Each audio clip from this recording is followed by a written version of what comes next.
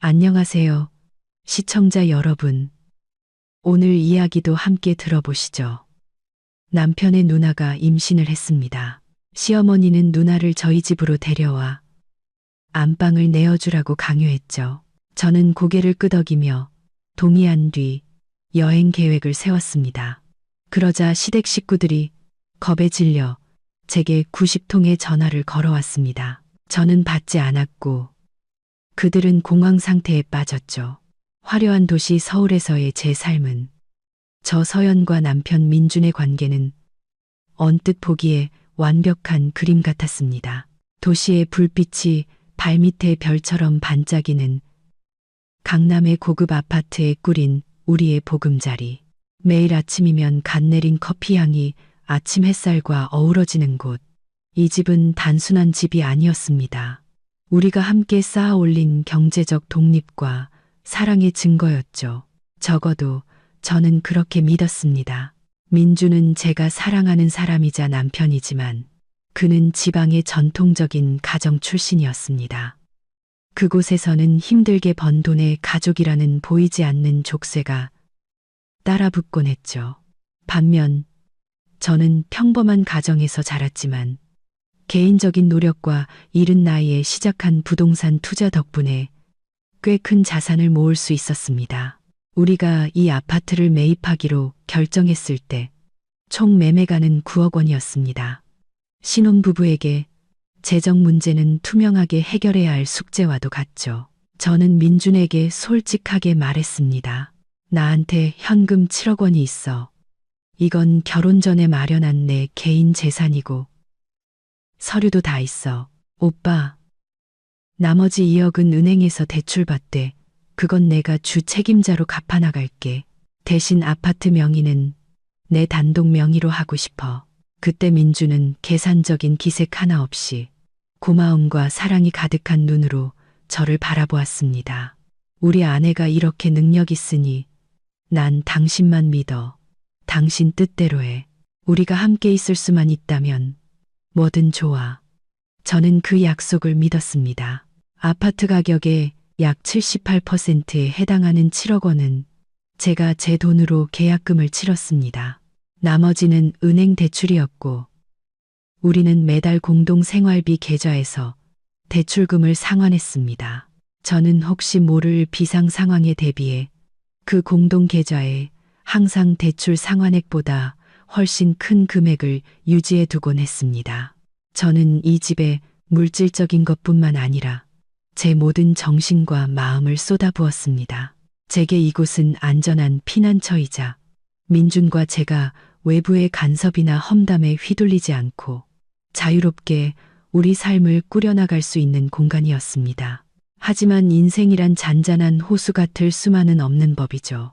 우리가 아파트에 입주하고 모든 것이 안정되자 익숙한 곳으로부터 작은 균열이 생기기 시작했습니다.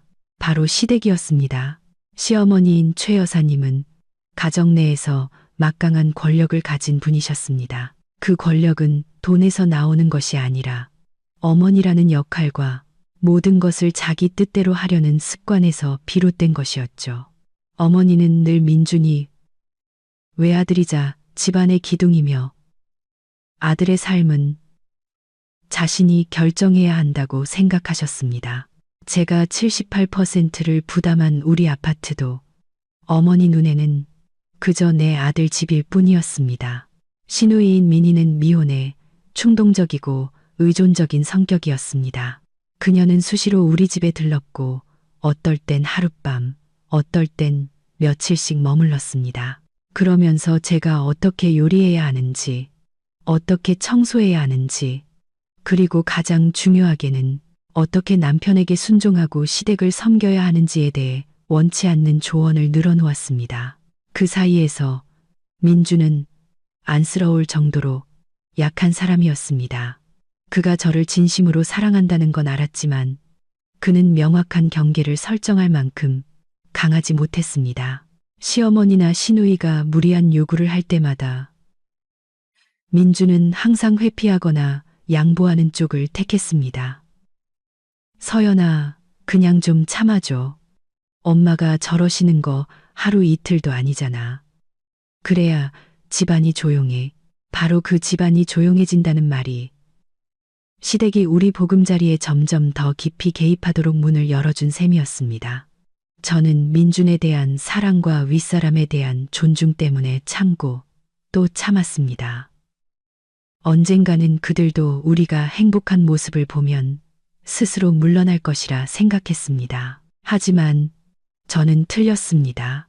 저의 양보는 관계를 회복시키는 약이 아니라 그들의 침범을 허가하는 면허증이었습니다.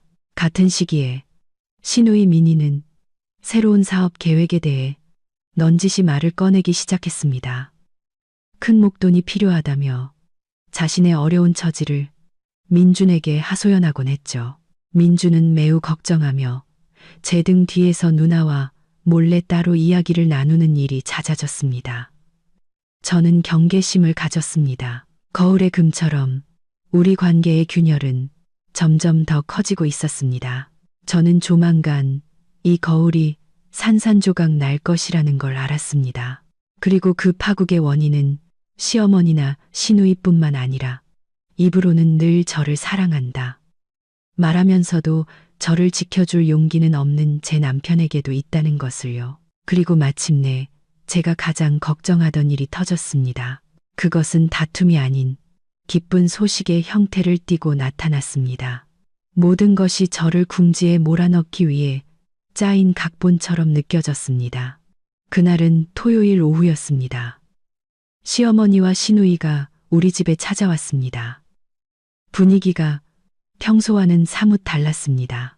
시누이는 소파에 앉아 배를 쓰다듬으며 환하게 웃고 있었고 민주는 흥분된 표정으로 거실을 서성이고 있었습니다. 제가 방에서 나오자마자 민주는 서둘러 제게 달려와 손을 잡았습니다. 그의 목소리는 기쁨을 감추지 못했습니다. 서연아, 엄청난 소식이야. 누나가 임신했대. 투리맨, 저는 잠시 멈칫했습니다. 시누이는 결혼 정년기를 훌쩍 넘겼기에 그녀가 미혼모로서 아이를 갖기로 결심했다면 저 또한 그녀를 위해 기뻐해 줄 일이었습니다. 당연했죠. 그 아이는 민준의 조카이자 곧 태어날 소중한 생명이었으니까요. 저는 미소를 지으며 시누이에게 다가갔습니다. 어머, 형님. 정말 축하드려요. 너무 기쁜 소식이네요. 시누이는 마치 예정된 승리를 거둔 사람처럼 어딘가 부자연스러운 미소를 지었습니다. 고마워. 옳게. 이번에는 정말 조심해서 태교에만 전념해야지. 그 옆에 앉아 계시던 시어머니는 자랑스러움과 위엄이 가득한 표정이었습니다. 어머니는 민준의 등을 두드리며 말씀하셨습니다. 내 아들, 장하다. 곧 할머니가 되겠구나. 이렇게 중요한 일은 우리가 다 같이 잘 챙겨야지. 저는 이 기쁨 가득한 분위기 속에서 무언가 잘못되고 있다는 것을 느꼈습니다. 민주는 완전히 들떠 있었습니다. 그는 오로지 누나를 가장 편안하게 해주는 것에만 집중했습니다. 오렌지 주스를 갈아다 주고 식사부터 휴식까지 온갖 것을 챙기는 모습이 마치 민준이 시누이의 남편인 것만 같았습니다. 시어머니는 저를 돌아보았습니다. 눈빛은 날카로웠지만 목소리는 거짓된 걱정으로 가득 차 있었습니다. 서연아, 내 형님이 임신을 해서 몸이 많이 약해. 이것저것 조심해야 할 게 많단다. 요즘 내 사업도 더 바빠진 것 같던데 너도 피곤해 보이는구나. 저는 차분하게 대답했습니다. 네, 어머님. 제 일은 괜찮아요. 시간 조절은 제가 알아서 할 수 있습니다. 시어머니는 길게 한숨을 내쉬더니 우리 아파트 전체를 훑어보았습니다. 시선은 안방 문에서 멈췄습니다. 너희 집 참 좋다. 넓고 환하고 특히 저 안방 말이야. 창문도 크고 햇볕도 잘 들고 공기도 잘 통하잖니. 내가 보니 저 방이 태교하고 나중에 아기 키우기에는 딱이겠더구나. 심장이 쿵하고 내려앉았습니다. 시어머니의 의도가 너무나도 명백하게 드러났습니다. 압박은 생각보다 훨씬 빨리 찾아왔습니다. 저는 최대한 존중하는 어조를 유지하려 애썼습니다. 어머님, 안방은 저희 부부가 쓰는 방이에요. 작은 방도 충분히 쾌적하고 편의시설도 다 갖춰져 있어요. 형님이 여기서 지내면서 몸조리 하시는 건 좋지만 작은 방도 충분할 거예요. 그러자 시어머니는 갑자기 태도를 바꾸어 서운함과 책망이 가득한 얼굴로 변했습니다. 서연아, 너 지금 무슨 뜻으로 그런 말을 하니? 내 손주는 이 집안의 핏줄이야. 곧 태어날 아이인데 어떻게 방 하나 가지고 그렇게 계산적으로 굴 수가 있어? 작은 방은 어둡고 좁잖아. 몸도 약한 내 형님이 거기서 지내라는 말이니? 너희는 젊으니까 어디서 자도 괜찮지만 어떻게 누나한테 양보할 줄을 몰라. 이 집 며느리가 됐으면 다음 세대를 생각할 줄 알아야지. 목이 꽉 막히는 기분이었습니다. 저는 민준을 쳐다보았습니다. 그는 마침 오렌지 주스를 들고 나오던 참이었습니다. 어머니의 마지막 몇 마디를 들은 그는 또다시 그 익숙한 약한 모습을 보였습니다. 엄마, 목소리 좀 낮춰요. 누나 쉬어야 하잖아요.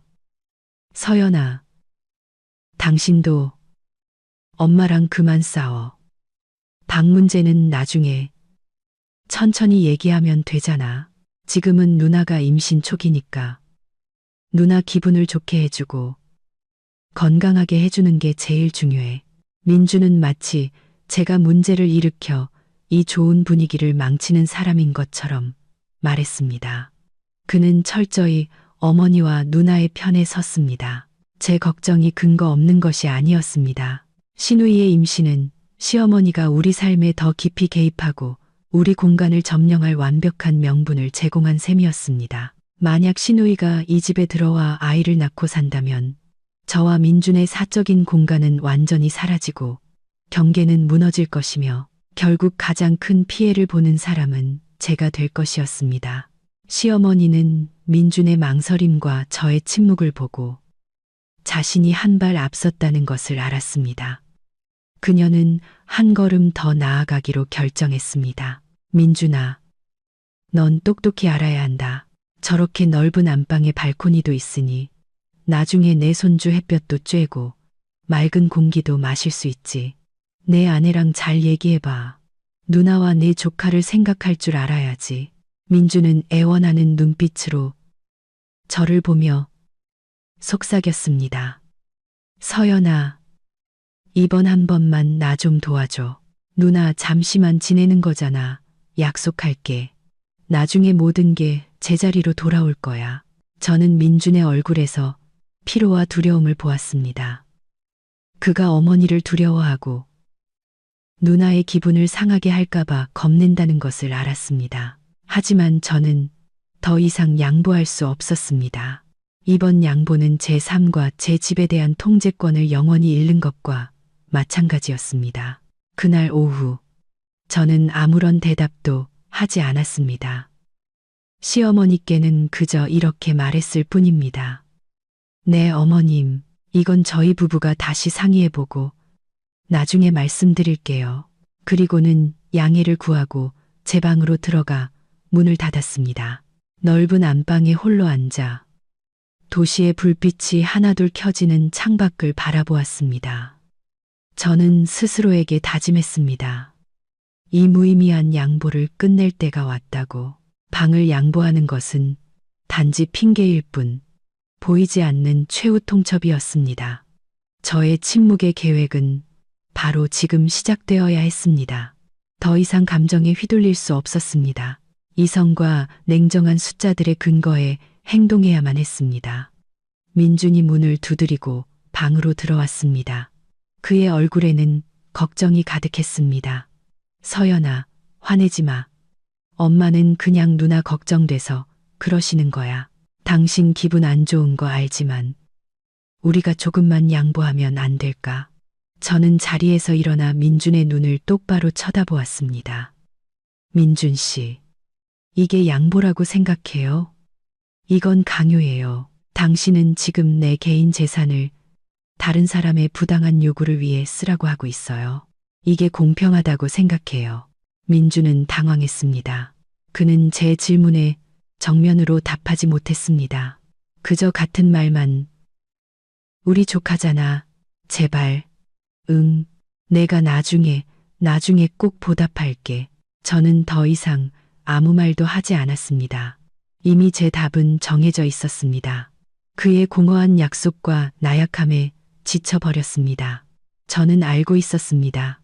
진짜 잔인한 최후 통첩은 내일 올 것이고 저는 완벽한 계획으로 그것에 맞설 준비를 해야만 했습니다. 다음 날 아침 제가 막 출근 준비를 하고 있을 때 민주는 시어머니로부터 전화를 받았습니다. 수화기 너머로 들려오는 어머니의 목소리는 매우 심각했습니다. 그녀는 우리 부부에게 당장 점심시간에 본가로 와서 아주 중요한 이야기를 해야 한다고 요구했습니다. 민주는 즉시 불안한 기색을 보였습니다. 그는 불안한 눈으로 저를 쳐다봤지만 저는 여전히 평온한 태도를 유지했습니다. 저는 지금이 바로 시어머니가 결정타를 날릴 순간이라는 것을 알았습니다. 정확히 낮 12시 저와 민주는 시어머니의 낡은 집에 도착했습니다.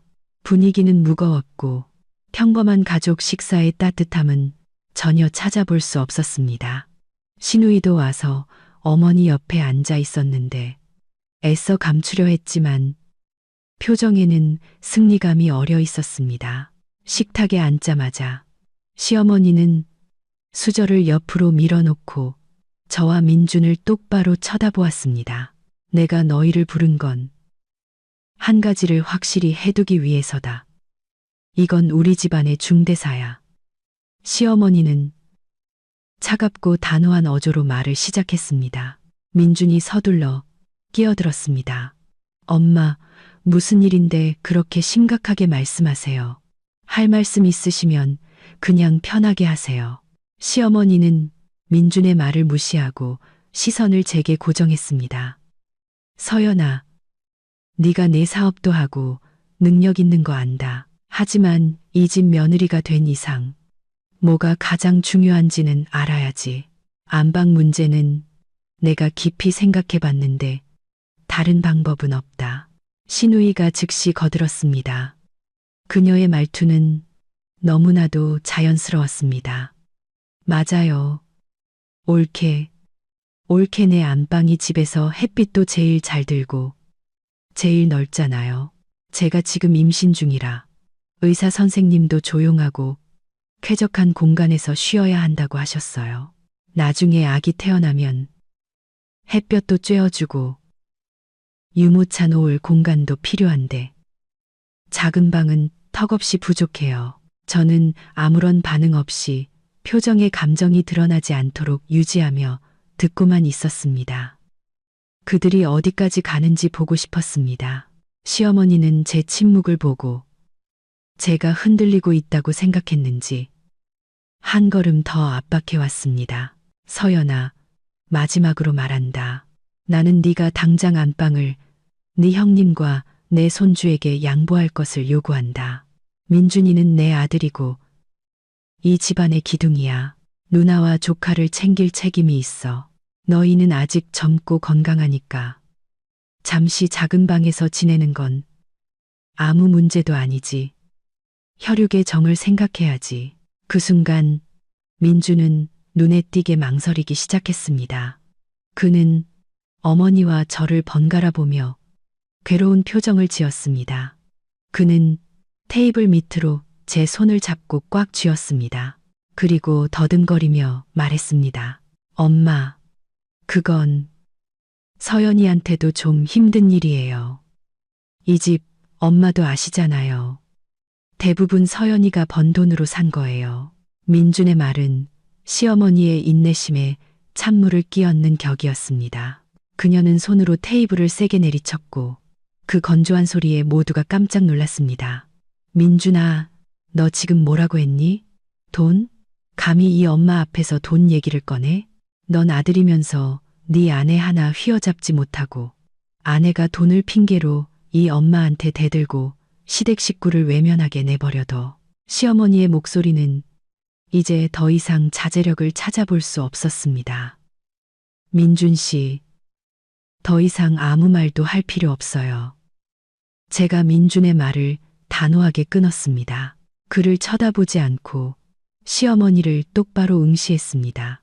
시어머니는 제가 굴복했다고 생각했는지 제 동의를 기다리며 고개를 쳐들었습니다. 하지만 민준이 겁에 질렸지만 약한 목소리로 다시 말을 이었습니다. 엄마, 제발요. 뭐든 상의할 수 있잖아요. 저랑 서연이가 누나를 최선을 다해 돌볼게요.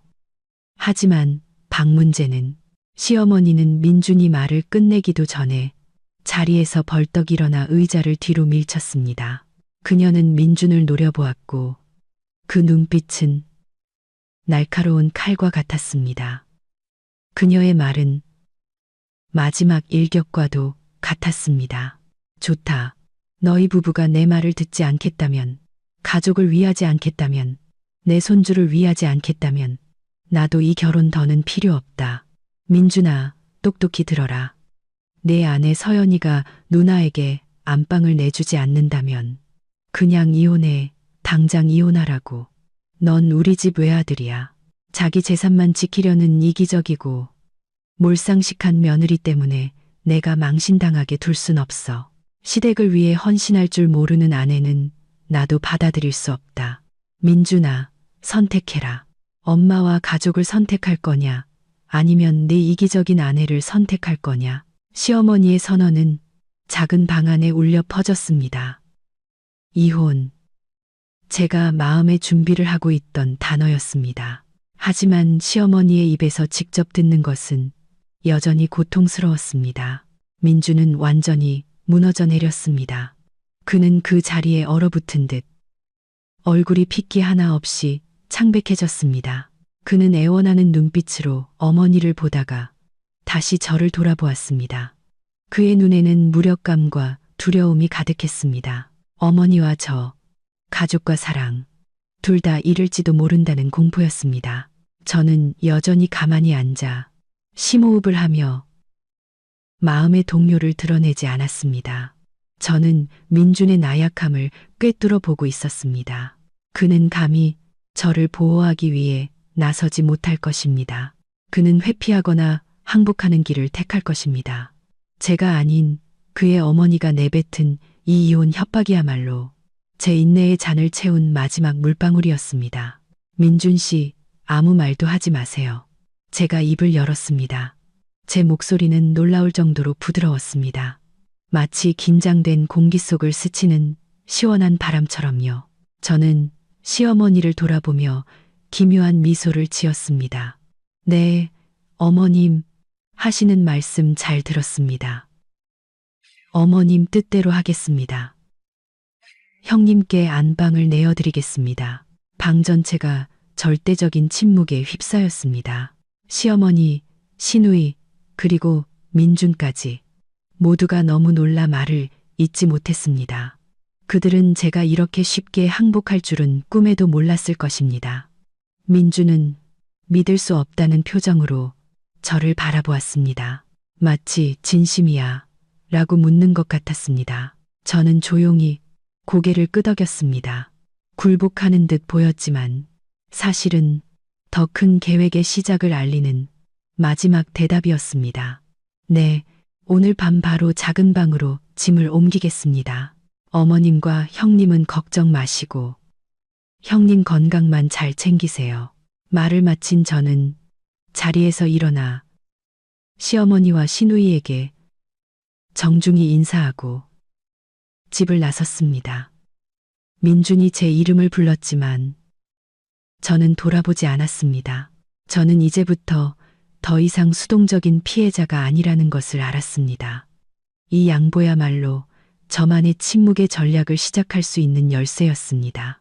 저는 강요에 대한 증거와 행동할 시간을 벌기 위한 표면적인 동의, 제가 필요했던 것을 모두 얻었습니다.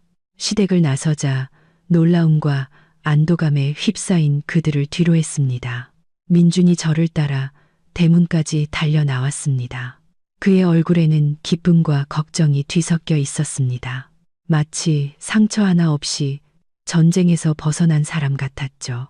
서연아, 왜 그렇게 빨리 동의했어? 난 당신이 엄청 화내고 끝까지 싸울 줄 알았는데. 민준이 혼란스러운 목소리로 물었습니다. 저는 돌아서서 민준을 바라보았습니다. 제 눈에는 더 이상 평소의 따뜻함 대신 차가운 계산이 서려 있었습니다. 제 계획을 그에게 자세히 설명할 필요는 없었습니다. 민준 씨, 내가 끝까지 싸우면 뭘 얻을 수 있는데요? 어머님은 이혼 얘기까지 꺼내셨잖아요. 당신이 어머님께 안 돼요라고 말할 용기가 있다고 생각해요? 난 이제 이런 무의미한 논쟁에 지쳤어요. 안방, 그냥 양보할게요. 모든 게 조용히 해결됐으면 좋겠어요. 저는 지치고 체념한 듯한 어조로 말했지만 그 속에는 단호함이 숨어 있었습니다. 제 말을 들은 민주는 안도의 한숨을 내쉬었습니다. 그는 저를 끌어안았습니다. 그럴 줄 알았어. 우리 아내가 제일 현명하다니까. 고마워. 서연아, 정말 고마워. 당신이 손해보는 거 아는데 내가 나중에 꼭 보답할게. 자, 이제 집에 가서 짐 정리하자.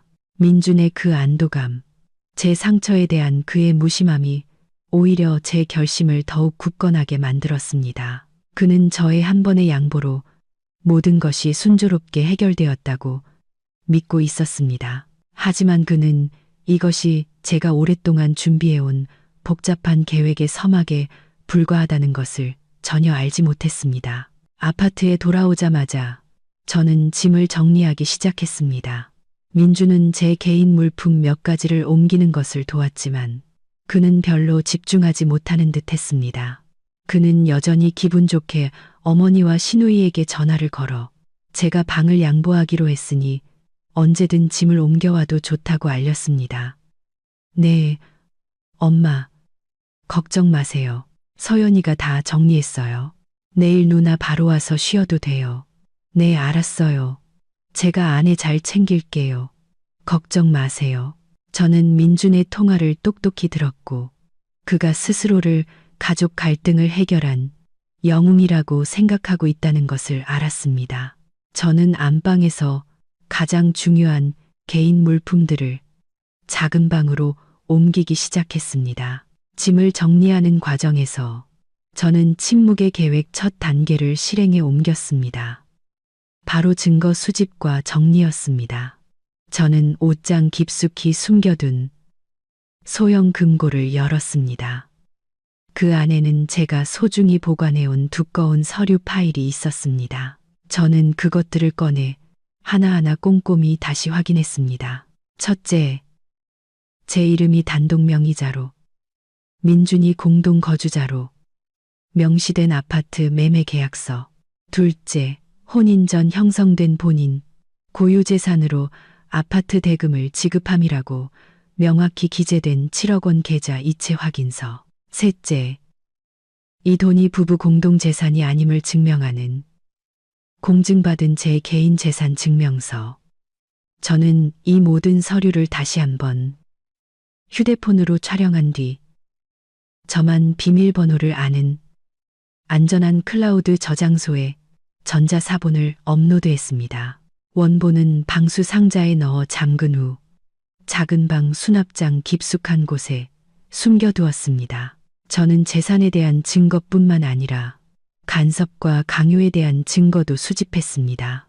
시어머니가 민준에게 제가 방을 양보하지 않으면 이혼하라고 요구했던 통화 내용을 녹음해둔 음성 메시지함을 다시 확인했습니다. 또한 시누이와 시어머니가 우리 삶에 개입했던 모든 날짜와 사건들을 상세히 기록해 두었습니다. 민주는 제가 너무 꼼꼼하게 짐을 정리하는 것을 보고 물었습니다. 뭘 그렇게 꼼꼼하게 정리해? 그냥 방만 옮기는 거잖아. 저는 싸늘한 침묵으로 답했습니다.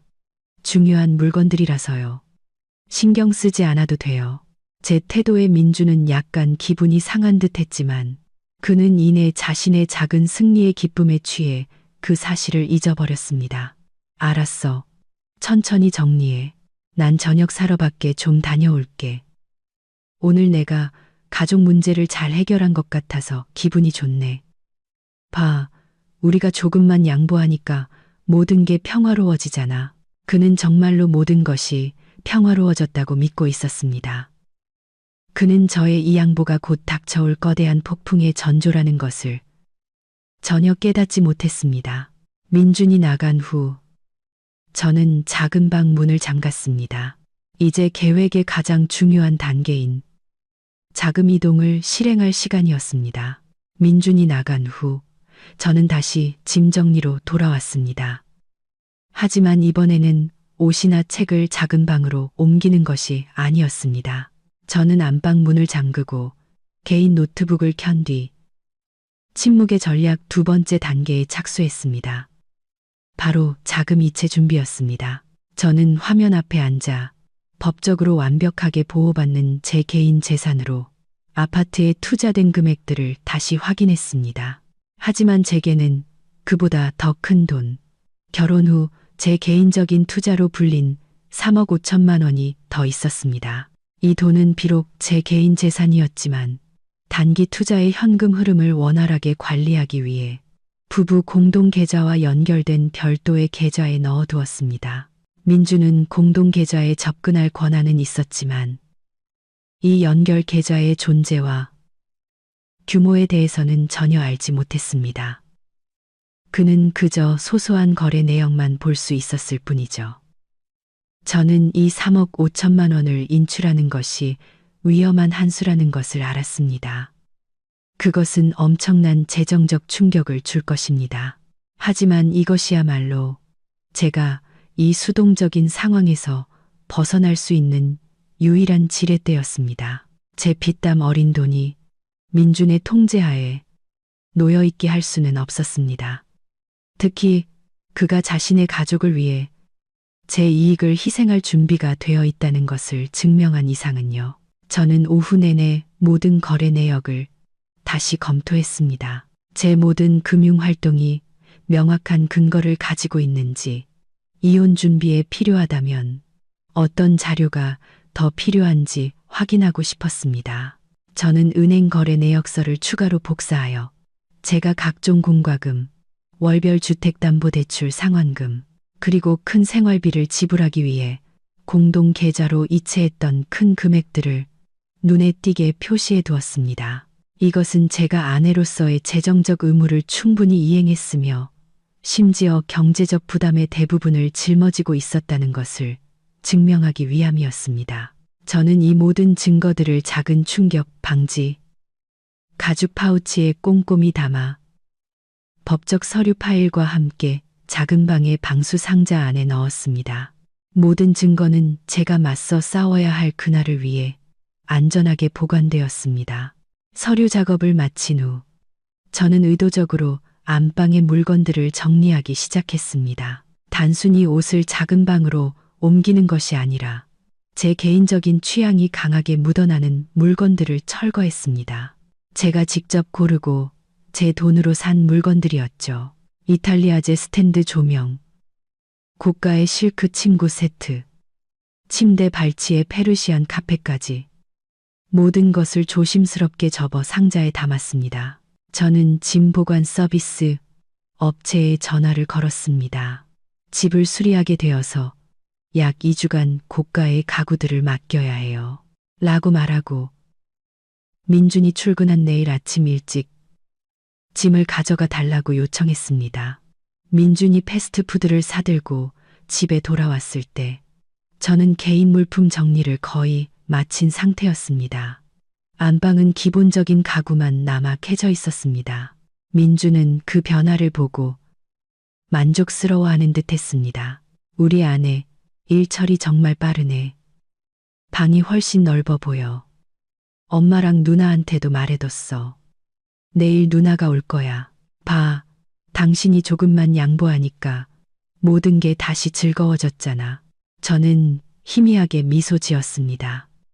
네, 전 그냥 모든 게 평화로웠으면 좋겠어요.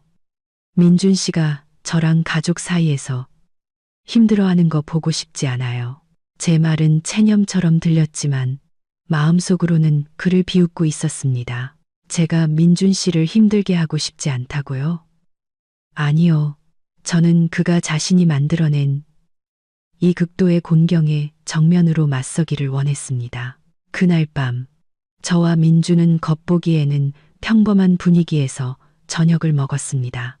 민주는 회사에서 있었던 재미있는 이야기들을 늘어놓았습니다. 그는 평소보다 제게 더 많은 관심을 보였습니다. 아마도 어머니 앞에서 보였던 자신의 나약함을 보상하려는 의도였을 겁니다. 서연아, 속상한 거 아는데 나 너무 미워하지 마. 약속할게. 나중에 누나 아기 낳고 나면 내가 엄마랑 얘기해서 누나 다른 곳으로 이사하게 할게. 그리고 우리 보상으로 여행 가자. 어디 가고 싶어? 저는 그의 눈을 바라보았습니다. 제 눈빛은 아무 일도 없었다는 듯 평온했습니다. 네, 저도 여행 가고 싶었어요. 제주도에 한 열흘 정도 다녀올까 생각 중이에요. 좀 쉬면서 스트레스도 풀고 싶고요. 민주는 매우 흥분한 듯 보였습니다. 제주도? 좋지. 당연히 가야지. 당신은 푹 쉬고 와. 내가 집에서 모든 일 다 처리할게. 당신이 열흘 동안 없는 동안 내가 누나랑 집안일 다 책임질게. 정말 편안하게 쉬고 와. 저는 고개를 끄덕였습니다. 네, 고마워요. 이 열흘이라는 시간은 제 계획이 아무런 직접적인 방해 없이 폭발하기 위해 필요한 완벽한 공백이었습니다. 내일 남은 물건들을 정리하고 보관 서비스에 맡긴 후 저는 다음 단계를 실행할 것입니다. 바로 돈을 인출하는 것이죠. 저의 표면적인 양보는 민준과 그의 가족을 안심시켰고 그들의 경계심을 완전히 풀어버렸습니다.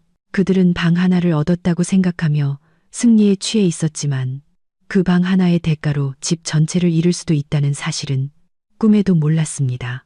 다음 날 아침, 저는 아무 일도 없었다는 듯 일찍 일어나 평소처럼 민준을 위해 정성껏 아침 식사를 준비했습니다. 민준은 모든 갈등이 해결되었다고 생각해서인지 가벼운 발걸음으로 서둘러 출근했습니다.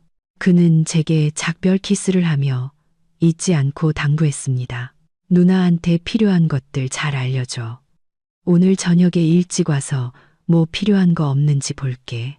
저는 마음속에 경멸을 억누르며 고개를 끄덕였습니다. 그는 새로운 공간 배치를 준비하고 있었지만 그 배치가 상상도 못할 대가를 치르게 될 것이라는 사실은 전혀 알지 못했습니다. 오전 9시쯤 민준이 출근한 지 2시간쯤 지났고 신우이가 오기 전 저는 짐 보관 서비스에 전화를 걸었습니다. 직원 2명이 와서 미리 라벨을 붙여둔 상자들을 옮겼습니다. 저는 그들이 제 소중한 개인 물품들과 제가 직접 구입한 가구들을 아파트 밖으로 옮기는 것을 감독했습니다. 모든 것이 안전하게 보관 장소로 옮겨졌습니다. 제가 가장 아끼는 제 개인적인 흔적이 담긴 물건들이 신우이나 다른 누구의 손에도 닿지 않도록 확실히 해두었습니다. 그들이 떠난 후 저는 현관문을 잠그고 저만의 작전 지휘 본부가 된 작은 방으로 돌아왔습니다. 노트북을 켜고 은행 계좌에 접속했습니다. 이제 가장 중요하고 섬세한 단계가 남았습니다.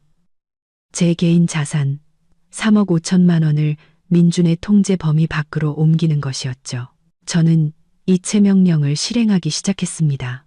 이 돈은 제 노력의 대가이자 수많은 밤을 새워 일한 결과물이며 제 미래를 위한 보장이었습니다. 신우이의 충동적인 사업 계획에 허무하게 쓰이거나 낭비되게 둘 수는 없었습니다. 이체 과정은 약 15분 정도 걸렸습니다. 화면에 거래 성공 알림이 떴을 때 저는 안도의 한숨을 내쉬었습니다. 하지만 기쁨보다는 차가운 결의가 느껴졌습니다. 저는 잔인한 재정적 공격을 감행했지만 그것은 꼭 필요한 일이었습니다. 이것이야말로 간섭과 나약함으로 공격받는 결혼 생활에서 저를 지키는 유일한 자기방어 수단이었습니다. 돈을 인출한 후 저는 공동계좌를 다시 확인했습니다. 앞으로 며칠간의 소소한 생활비를 충당할 수 있을 만큼, 그리고 민준이 즉시 의심하지 않을 만큼의 금액만 남겨두었습니다. 더 중요한 것은 아파트 월별 주택담보대출 상환에 필요한 돈은 남겨두지 않았다는 것입니다. 대출금 상환일은 앞으로 열흘 뒤, 바로 제가 제주도에 있을 때였습니다. 저는 노트북을 닫고 샤워를 하고 옷을 갈아입었습니다. 신우이 앞에서는 양보 때문에 지친 듯 평온한 모습으로 보여야 했습니다. 정확히 오전 11시, 신우이가 친구와 함께 짐을 들고 아파트에 나타났습니다. 그녀는 안방으로 들어서며 깔끔하고 사막에 정리된 방을 보고 만족스러운 미소를 지었습니다. 형님, 방은 깨끗하게 다 치워뒀어요. 편하게 쉬세요. 임신 중이시니 건강 잘 챙기셔야죠. 저는 일부러 지친 듯한 목소리로 그녀에게 말했습니다. 신우이는 동정하는 듯한 눈빛으로 저를 쳐다보았습니다. 아이고, 올케가 고생이 많네. 마음 불편한 거 알지만 우리 조카 생각해서 조금만 참아줘. 나도 잠깐만 있을 거야. 아기가 좀 크면 따로 살 곳 알아볼게. 저는 대답 대신 희미하게 미소 지었습니다. 신우이는 안방에 자신의 개인 물품들을 정리하기 시작하며 매우 만족스러워했습니다. 그녀에게 이 방을 얻는 것은 승리였습니다. 하지만 그 승리가 제가 놓은 덫이라는 사실은 전혀 알지 못했습니다. 저는 신우이에게 안방 열쇠를 건네주고 작은 방으로 돌아왔습니다. 그리고 내일 아침 일찍 출발하는 제주도행 비행기 표를 예매했습니다. 제 계획은 민준의 무관심과 맹목적인 믿음 덕분에 완벽하게 진행되고 있었습니다. 그는 저의 단호한 움직임에 대해 전혀 눈치채지 못했습니다. 그는 제가 안방 싸움에서 졌기 때문에 모든 폭풍이 지나갔다고 생각하고 있었습니다. 신우이가 이사 온 그날 저녁, 민주는 평소보다 일찍 퇴근했습니다. 그는 큰 꽃다발과 누나를 위한 보양식 한 꾸러미를 들고 왔습니다. 집에 들어서자마자 민주는 안방에서 짐을 정리하고 있는 신우이를 보았습니다. 누나, 좀 편해졌어. 이 방 넓고 환해서 태교하기에는 최고지. 푹 쉬어. 필요한 거 있으면 뭐든지 말하고. 민주는 걱정 가득한 목소리로 말했습니다. 신우이는 만족스러운 미소를 지었습니다. 고맙다, 내 동생. 너 같은 동생이 있어서 얼마나 든든한지 몰라. 내 올케도 제법이더라. 난 또 끝까지 버틸 줄 알았지. 민주는 저를 돌아보았습니다. 저는 작은 방에서 남은 몇 가지 물건을 정리하고 있었습니다. 그의 얼굴에는 고마움과 미안함이 뒤섞여 있었습니다. 서연아, 나 미워하지 마. 당신이 손해본 거 아는데 이렇게 해주니 정말 기쁘다. 오늘 저녁에 내가 맛있는 거 사줄게. 보상하는 의미에서 저는 가볍게 고개를 끄덕이는 것으로 대답했습니다. 더 이상 어떤 원망의 말도 하지 않았습니다. 바로 이 침묵이 민준을 안심하게 만들었습니다. 그는 제 침묵을 체념과 피로의 표시라고 오해했고 반격을 준비하는 신호라고는 생각하지 못했습니다. 그는 제가 방을 양보한 후 완전히 포기했다고 믿었습니다. 그 후 며칠 동안 민주는 거의 모든 관심을 신우이에게 쏟았습니다. 그는 퇴근하자마자 안방으로 달려가 누나의 안부를 묻고 보양식과 음료를 사다 날랐습니다. 심지어 신우이를 위해 작은 의료기기 몇 개를 사오기도 했습니다. 이 모든 비용은 그가 여전히 돈이 넘쳐난다고 믿는 공동계좌에서 지출되었습니다. 저는 민준이 자신의 새로운 역할에 심취해 있는 모습을 지켜보았습니다. 그는 이 집과 이 대출금, 그리고 이 풍족한 삶이 대부분 제 돈과 노력으로 만들어졌다는 사실을 잊어버린 듯 했습니다. 민준 씨, 저 제주도 비행기 표 예매했어요. 내일 출발해서 열흘 정도 있다가 올게요. 저는 출발 전날 밤 민준에게 알렸습니다. TV를 보던 민준은 활기찬 표정으로 저를 돌아보았습니다. 좋아, 서연아, 가서 푹 쉬고 와. 내가 집에서 누나랑 집안일 다 챙길게. 아무 걱정 말고 다녀와. 무슨 일 있으면 전화하고. 저는 미소 지었습니다. 네, 알았어요. 정말 푹 쉬고 싶어요. 집에 있는 동안 건강 잘 챙겨요. 잠자리에 들기 전 저는 모든 중요한 사항들을 다시 한번 확인했습니다. 가장 중요한 것은 은행으로부터 알림을 받았다는 사실입니다. 월별 주택담보대출 상환일이 앞으로 7일 뒤, 즉 제가 아직 제주도에 있을 때였습니다. 그리고 저는 공동계좌에 남은 잔액이 이 대출금을 상환하기에 턱없이 부족하다는 것을 잘 알고 있었습니다.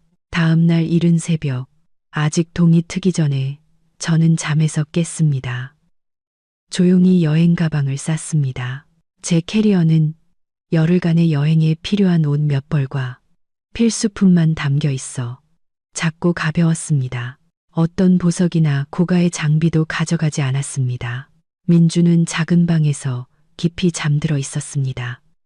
누나를 돌보느라 피곤했던 모양입니다. 저는 그를 마지막으로 바라보았습니다. 더 이상 분노나 실망은 없었고 오직 단호함만이 남아 있었습니다. 이 결혼은 되살아나거나 끝나거나 둘 중 하나를 위한 강력한 전기 충격이 필요했습니다. 그리고 저는 두 가지 시나리오 모두에 대비가 되어 있었습니다. 저는 캐리어를 끌고 작은 방을 나와 조용히 문을 닫았습니다. 민준을 깨우고 싶지 않았습니다. 거실을 지나며 굳게 닫힌 안방 문을 보았습니다. 그 안에서는 신우이가 자신의 승리를 만끽하며 원래 우리 부부의 것이었어야 할 침대에서 편안히 쉬고 있겠죠. 그녀가 누릴 수 있는 시간은 이제 곧 끝날 것입니다.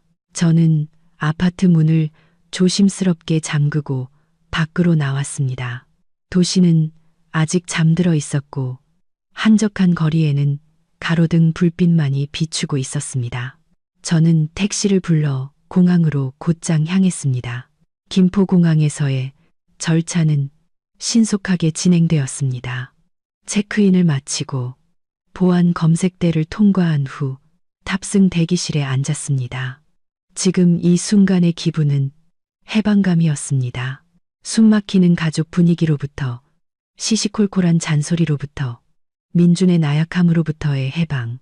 저는 완벽한 물리적 거리를 만들어냈습니다.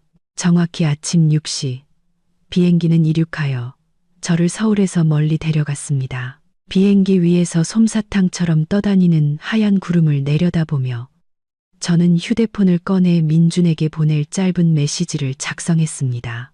민준 씨, 나 제주도 가는 비행기 탔어요. 푹 쉬려고 휴대폰은 꺼둘게요. 열흘 정도 있다가 돌아갈게.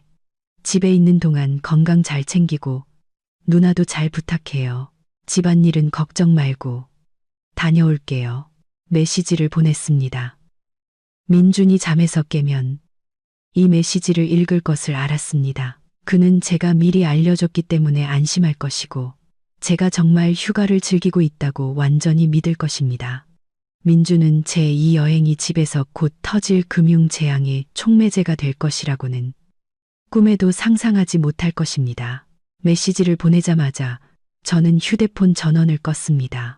저는 모든 연락을 완전히 차단하고 싶었습니다. 앞으로 열흘간 민준이나 그의 가족으로부터 오는 어떤 전화도 제게 닿을 수 없을 것입니다. 제 계획이 완벽하게 작동하기 위해서는 절대적인 침묵이 필요했습니다. 제주도는 눈부신 황금빛 햇살과 잔잔한 파도 소리로 저를 맞이했습니다. 저는 해변가에 있는 작은 방갈로를 빌렸습니다. 천국처럼 아름다운 곳에 있었지만 제 마음은 완전히 편안해질 수 없었습니다. 저는 세상과 완전히 단절되지는 않았습니다. 이메일과 은행 알림을 확인하기 위한 보조 휴대폰을 가지고 있었습니다. 휴가 3일째 되는 날, 저는 은행으로부터 이메일 한 통을 받았습니다. 곧 상환일이 다가오는 주택담보대출에 대한 자동 독촉 알림이었습니다. 5일째 되는 날, 더 심각한 어조의 두 번째 알림이 왔습니다. 연체 경고. 벌금을 피하기 위해 24시간 내에 납부해 주시기 바랍니다. 저는 미소 지었습니다. 모든 것이 시나리오대로 진행되고 있었습니다. 은행은 경고를 보내기 시작했습니다. 민주는 아마 아직도 돈이 공동 계좌에 그대로 있다고 믿으며 무관심할 것입니다. 그는 은행에서 직접 전화가 오거나 최악의 경우 아파트가 압류될 때가 되어서야 진실을 깨닫게 될 것입니다. 저는 약속대로 제주도의 열흘을 꽉 채워 머물기로 했습니다. 이 시간을 이용해 마음을 정리하고 마지막 대결을 준비했습니다. 제게는 충분한 증거와 금융적 지렛대가 있었습니다. 이제 제게 필요한 유일한 것은 인내심이었습니다. 민준과 그의 가족이 스스로 붕괴를 느끼고 경계를 무너뜨리고 제 신뢰를 배반한 대가가 얼마나 비싼지 깨닫게 할 인내심이었습니다. 제가 없는 열흘은 민준이 거짓된 안락함 속에서 보낸 시간이었습니다. 그는 자신이 벼랑 끝에 서 있다는 사실을 전혀 알지 못했습니다. 제가 떠난 첫날, 민준은 잠에서 깨어 제 메시지를 보고는 아내가 스트레스를 풀러 잠시 여행을 가는 것도 좋다고 생각하며 미소 지었을 뿐입니다. 그는 제가 미리 알려주고 열흘 뒤에 돌아오겠다고 약속했기 때문에 안심했습니다. 민주는 재빨리 가장의 역할에 몰입하여 시누이를 챙기는데 집중했습니다. 넓고 편안한 안방을 차지한 시누이는 매우 만족스러워했습니다. 시어머니는 수시로 찾아와 딸을 위해 온갖 보양식을 가져다 주었습니다. 모두가 민준을 아내에게 잘하고 책임감 있는 동생이라며 칭찬했습니다. 민준은 그 칭찬 속에서 저를 단호하게 지켜주지 않고도 양쪽 모두를 만족시켰다는 사실에 자부심을 느꼈습니다. 민준은 여가 시간을 집에서 요리하고 청소하고 시누이와 대화하며 보냈습니다. 그 열흘간 그의 삶은 누나를 돌보는 것을 중심으로 돌아갔습니다. 제가 공동계좌에 남겨둔 소액의 돈으로 일상적인 생활비가 무리 없이 결제되었기 때문에 그는 어떤 재정적 부족함도 느끼지 못했습니다. 하지만 저의 부재는 서서히 민준의 삶에 스며들기 시작했습니다. 민준은 잠시 그런 생각을 하다가도 이내 떨쳐버렸습니다. 그는 딱 열흘뿐이야. 조금만 참자. 서연이가 돌아오면 모든 게 원래대로 돌아올 거야. 라고 스스로를 다독였습니다. 그는 공동 계좌를 전혀 확인하지 않았습니다. 민주는 제가 더 많은 돈을 벌고 항상 큰 지출을 관리했기 때문에 재정 관리에 있어서는 저를 절대적으로 신뢰하는 습관이 있었습니다. 민주는 자신이 공동 예금 계좌라고 믿었던 3억 5천만 원이 그 자리에 그대로 있으며 월별 대출금 상환은 물론 어떤 긴급 상황에도 대비할 수 있다고 당연하게 생각했습니다. 그는 의심할 이유가 전혀 없었습니다. 5일째와 6일째가 되자 민주는 낯선 번호로 걸려온 부재중 전화를 몇 통 발견하기 시작했습니다. 그는 대수롭지 않게 생각하고 광고나 스팸 전화일 것이라 여겨 무시했습니다. 그것이 바로 연체된 주택담보대출에 대해 상기시키려는 은행의 필사적인 연락 시도였다는 사실은 꿈에도 몰랐습니다. 7일째 되는 날, 작은 사건이 발생했습니다. 시누이가 비싼 인부복을 사고 싶어 했습니다. 민주는 지갑에서 카드를 꺼내 온라인 결제를 시도했지만 잔액 부족으로 거래가 거절되었습니다. 민주는 놀랐지만 카드에 문제가 있다고 생각하고 다른 카드로 결제했습니다. 그는 은행 앱에 로그인해서 전체 잔액을 확인할 생각은 전혀 하지 않았습니다. 그저 이번 달에 돈을 좀 많이 썼나 보다 하고 단순하게 생각했습니다. 이러한 그의 무관심과 제가 휴대폰을 완전히 꺼둔 상황이 치명적인 공백을 만들어냈습니다. 민주는 여전히 자만심과 안도감의 거품 속에 있었습니다. 반면 밖에서는 은행의 카운트다운 시계가 거의 0을 향해 가고 있었습니다. 열흘이 거의 끝나가고 있었고 민주는 제 말이 아닌 차갑고 냉정한 제3자, 즉 은행으로부터 가장 혹독한 현실을 마주하게 될 것이었습니다. 제 여행 8일째 되는 날, 재앙은 드디어 아파트 문을 두드리기 시작했습니다. 그날 오후, 민주는 집에서 시누이를 위해 제비집죽을 막 끓여준 참이었습니다. 거실에서 TV를 보고 있는데 그의 휴대폰이 울렸습니다. 이번에는 낯선 번호가 아니라 우리 부부가 주택담보대출을 받은 은행의 고객센터 번호였습니다. 민주는 잠시 망설이다가 전화를 받았습니다. 네, 여보세요. 전문적이지만 매우 심각한 어조의 은행 직원 목소리가 들려왔습니다. 네, 박민준 고객님 맞으신가요? 저희는 오호은행입니다. 고객님, 부부 명의의 주택담보대출건으로 연락드렸습니다. 월 상환금이 현재 7일째 연체 중입니다. 저희가 여러 차례 이메일과 문자를 보내고 전화도 드렸지만 연락이 닿지 않았습니다. 규정에 따라 10일 이상 연체될 경우 연체 이자가 부과되며 계약에 따라 담보자산 압류 통지서가 발송될 예정입니다. 민주는 그 말을 듣는 순간 얼굴이 새하얗게 질렸습니다. 그는 자신의 귀를 거의 믿을 수 없었습니다. 연체요? 압류요? 잠깐만요. 뭐라고 하셨어요? 연체라니요. 뭔가 착오가 있는 것 같은데요. 저와 제 아내의 공동 계좌에는 항상 돈이 충분히 들어 있어요. 어떻게 연체가 될 수 있죠? 저희는 항상 제때 납부해 왔는데요. 민주는 당황해서 목소리가 떨렸습니다. 은행 직원은 여전히 침착한 태도를 유지했습니다. 네, 고객님. 제가 시스템을 다시 확인했습니다. 은행에서 상환일에 고객님 부부의 공동 계좌에서 자동 이체를 시도했으나 잔액 부족으로 실패했습니다.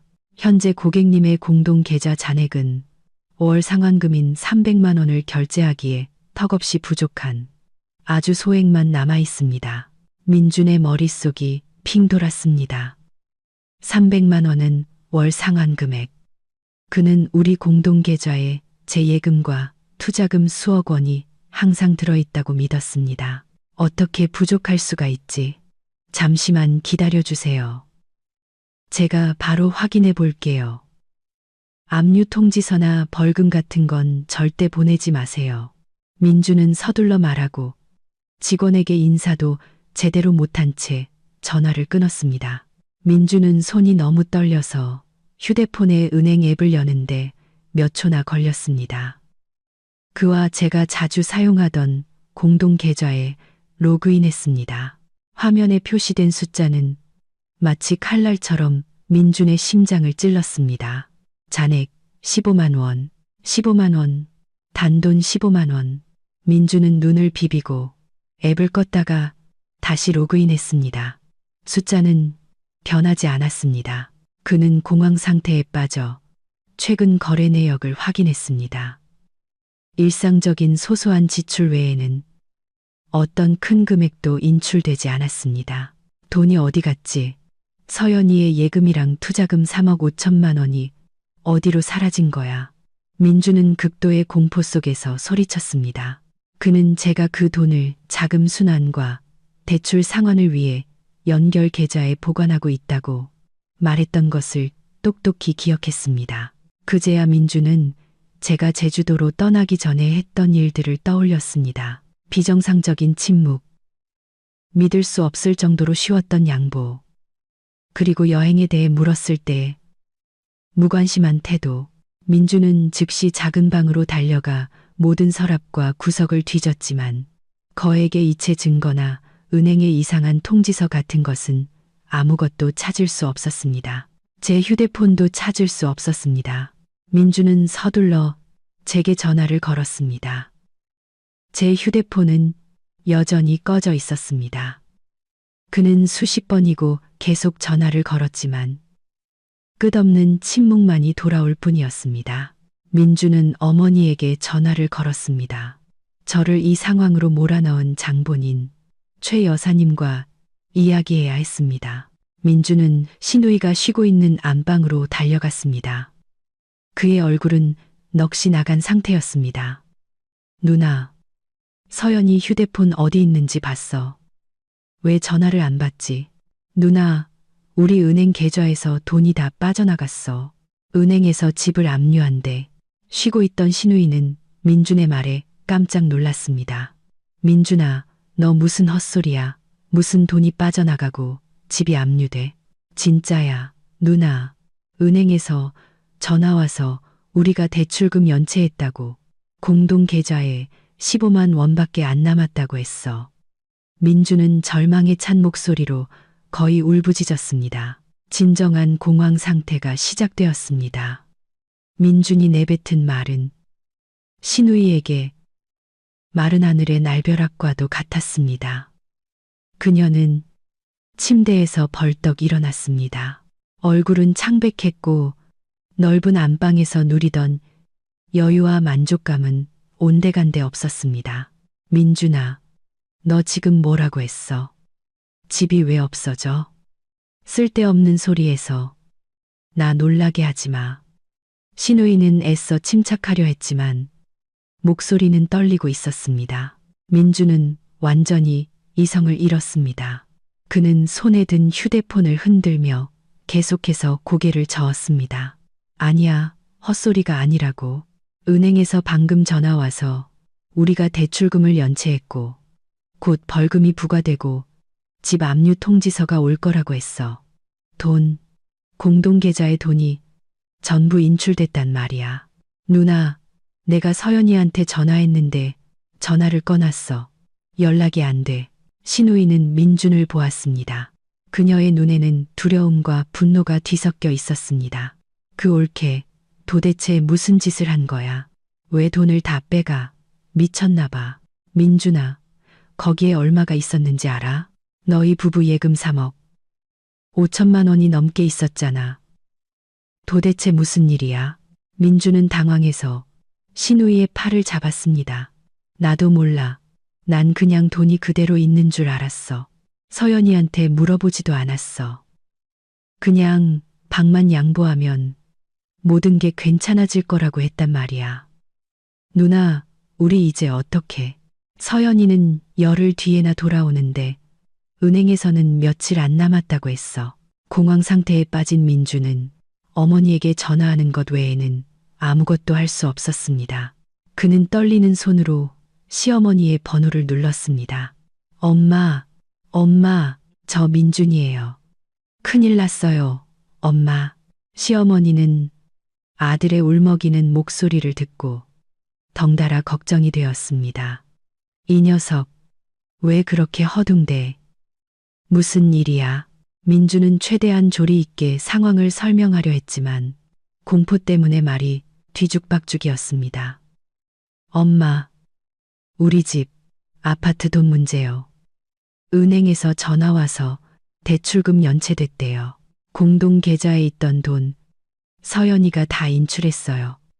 엄마, 수억 원이 사라졌어요. 시어머니는 전화기 너머에서 잠시 침묵했습니다. 분노가 걱정을 밀어내기 시작했습니다. 그 되바라진 것, 내가 처음부터 싹수가 노랗다고 했지. 양보하는 척하면서 우리 뒤통수 칠 기회만 노리고 있었던 거야. 민준아, 돈이 전부 인출된 거 확실해? 네, 확실해요. 엄마, 방금 확인했어요. 매달 내야 하는 대출금도 낼 수가 없어요. 엄마, 저 이제 어떡해요? 엄마가 서연이 좀 설득해 주세요. 걔가 전화를 꺼놨어요. 민주는 시어머니가 그녀의 권위로 이 문제를 해결해 줄 것이라 기대하며 애원했습니다. 시어머니는 불같이 화를 냈습니다. 걔가 이미 돈을 빼돌리고 연락을 끊었는데 내가 무슨 수로 설득을 해? 민준아, 넌 정말 멍청하다. 어떻게 걔 말을 그렇게 쉽게 믿어? 네가 결단력이 없으니까 걔가 널 우습게 보고 기어오른 거 아니야. 시어머니의 말은 민준을 더욱 공포에 떨게 했습니다. 그는 길 잃은 아이처럼 더 이상 기댈 곳이 없었습니다. 그는 벽에 기대선 채 두려움을 감추지 못하는 신우이를 돌아보았습니다. 누나가 뭐라도 좀 해봐. 엄마한테 말해봐. 나 이 집 잃기 싫어. 이건 나랑 서연이가 같이 노력해서 이룬 거란 말이야. 그 순간 신우이는 시어머니와 똑같이 남 탓을 하는 태도로 돌변했습니다. 민준아, 왜 나를 탓해? 난 아무것도 몰라. 다 네 아내 때문이야. 걔가 처음부터 다 계획했던 거라고. 우리가 방을 양보하라고 하니까 앙심을 품고 복수하려고 이런 짓을 한 거야. 어떻게 방 하나 때문에 남편 집까지 망치려고 해. 정말 잔인하다. 신우이는 모든 책임을 제게 돌리고 자신들의 간섭이 저를 이 지경까지 몰고 갔다는 사실을 숨기기 위해 저의 잔인함을 과장하는 것도 잊지 않았습니다. 민주는 더 이상 누가 옳고 그른지를 분석할 정신이 없었습니다. 그가 아는 것이라고는 자신이 서 있는 이 집, 굳건한 보금자리가 될 것이라 약속했던 이 집이 곧 은행에 넘어갈 것이라는 사실뿐이었습니다.